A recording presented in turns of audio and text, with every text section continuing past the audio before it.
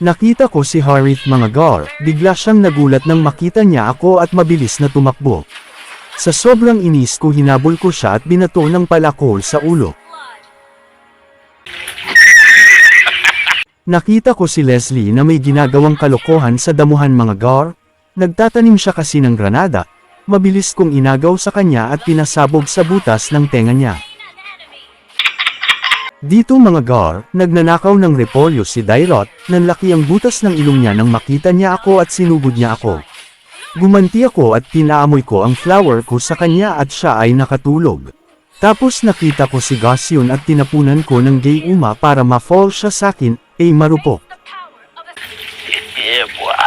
Nagkagulo na kami mga gar, binuhos namin lahat ng utot namin sa isa't isa.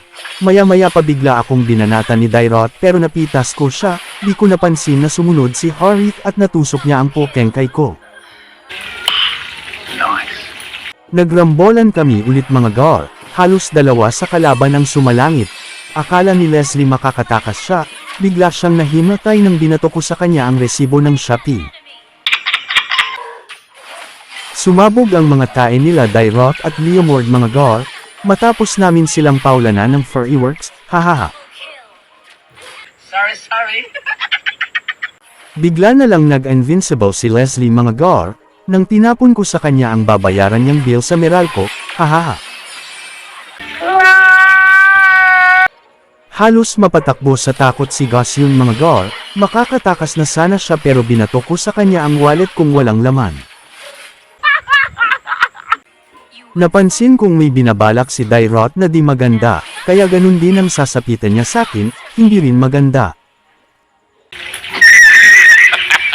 Napakabilis ng takbo ko mga gar, gagamitin ko na naman ang pinagbabawal na KS, hahaha. Sorry. Pinagtakbo ang tadhana namin ni Gosyon, pero alam kong di kami tinadana. Dito mga gar, tumakbo ako ng mabilis dahil nakakita ako ng sexy, di ko tinanggal ang paningin ko sa kanya. Halos matuno sila sa titig ko, maya-maya pa tinawag nila akong manyak. Di na nakabawi ang mga pangit mga gar at tuluyan nang natapos ang laban. Maraming salamat sa panunood at hanggang sa muli, bye-bye.